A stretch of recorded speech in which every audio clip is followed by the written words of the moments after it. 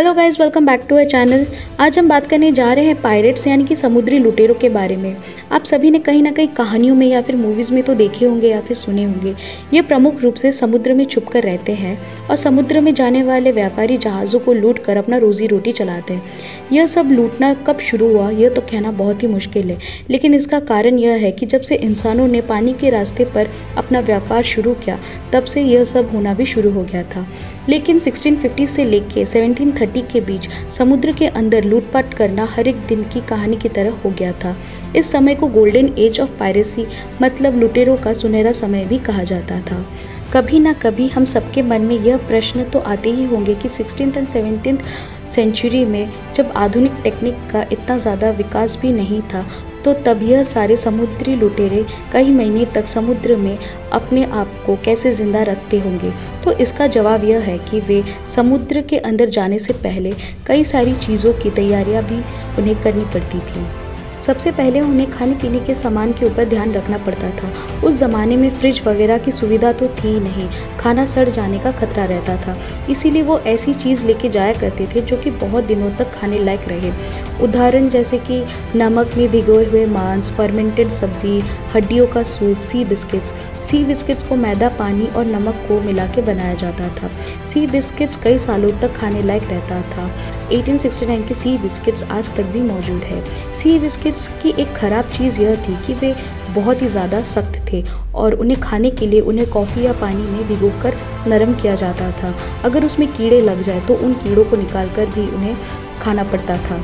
समुद्र लुटेरे पानी पीने के लिए बड़े बड़े बैरल लकड़ियों के इस्तेमाल किया करते थे। इसके अलावा वे बहुत ज़्यादा मदिरा पान भी किया करते थे। कभी कभी पानी पीने का और खाने का सामान जब ख़त्म हो जाता था तो वे लोग व्यापार जहाज़ या यात्रियों के जहाज़ को लूट कर खाने पीने के सामान को लूट कर रख लिया करते थे। कई सारे लुटेरे जिंदा जानवरों को भी लेकर सफ़र किया करते थे, जैसे कि गाय, बकरी और मुर्गी। गाय और बकरी से उन्हें दूध पीने को मिलता था और अगर खाने की कमी हो तो उस वक्त उनके मांस को खाते थे। सोने के लिए उस वक्त जहाज़ों में ज़्यादा आरामदायक व्यवस्था तो नहीं था। वे लोग आमतौर पे जहाज़ के ऊपरी भाग पे सोते थे। सिर्फ कुछ चंद लोग जैसे कि कप्तान, उनके लिए एक कमरा का व्यवस्था किया जाता था। कई बार लोग कपड़े और रस्सी से बने हुए झूले को टांग कर उनमें भी सोया करते थे।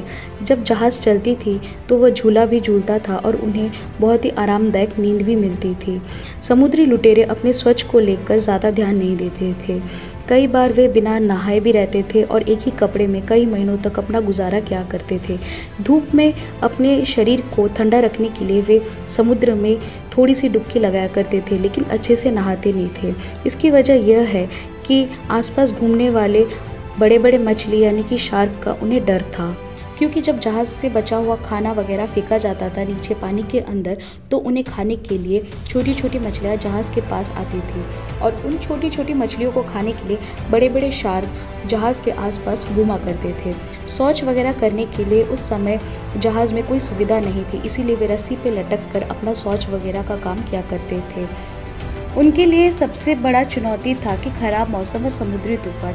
उस वक्त मौसम के बारे में पहले से जानकारी मिलना मुश्किल था, इसीलिए वे बहुत सारे लोकप्रिय कथाओं के ऊपर निर्भर किया करते थे।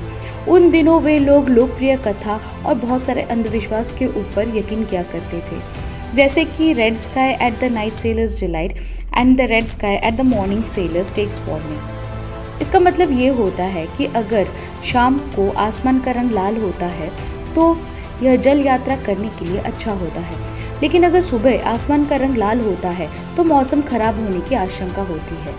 इसके अलावा जानवरों के बदलते हाव भाव से मौसम का अंदाज़ा लगाया करते थे। हर एक जहाज़ में एक काले रंग की बिल्ली होती थी जिसे शुभ माना जाता था। यह माना जाता था कि अगर वह बिल्ली अपने आप को चाटने लगे तो बहुत ज़ोर से बारिश होगी। अगर वह बिल्ली बहुत ज़्यादा चीखने लगे तो थोड़ी सी बारिश होगी। अगर वह बिल्ली बहुत ज़्यादा उछल कूद करने लगे तो हवा बहुत तेज़ चलने लगेगी। और अगर वह बिल्ली जहाज़ से कूद जाए तो यह संकेत देता था कि बहुत ही बड़ा तूफान आने वाला है। जहाज़ में बहुत सारे वज़नदार चीज़ों के होने के कारण उस वक्त वे लोग उन सब चीज़ों को बांध कर रख दिया करते थे ताकि वह वज़नदार चीज़ें किसी के ऊपर ना गिरें। समुद्री लुटेरों का जीवन बहुत कम समय के लिए होता था, क्योंकि हमेशा पकड़े जाने का या बीमारी या लूटपाट के समय जान जाने का खतरा लगा रहता था। इसीलिए उनका यह मानना था कि एक short life and a merry life, इसका मतलब यह है कि एक छोटी सी और खुशहाली जिंदगी। वे लोग अपने खाली समय में एक दूसरे का मनोरंजन किया करते थे, जैसे कि एक दूसरे को कहानियाँ सुनाना, मदिरा पान करना और एक दूसरे के साथ खेल खेल में बिताया करते थे। समुद्री लुटेरों की जिंदगी कभी एक आसान जिंदगी नहीं थी, हर पल खतरों से भरा रहता था, लेकिन यह बेहद रोमांचक सफ़र भी था। अगर आपको हमारा वीडियो अच्छा लगा तो प्लीज़ हमारे चैनल को लाइक, शेयर एंड सब्सक्राइब ज़रूर करें। And thanks for watching our video. Bye.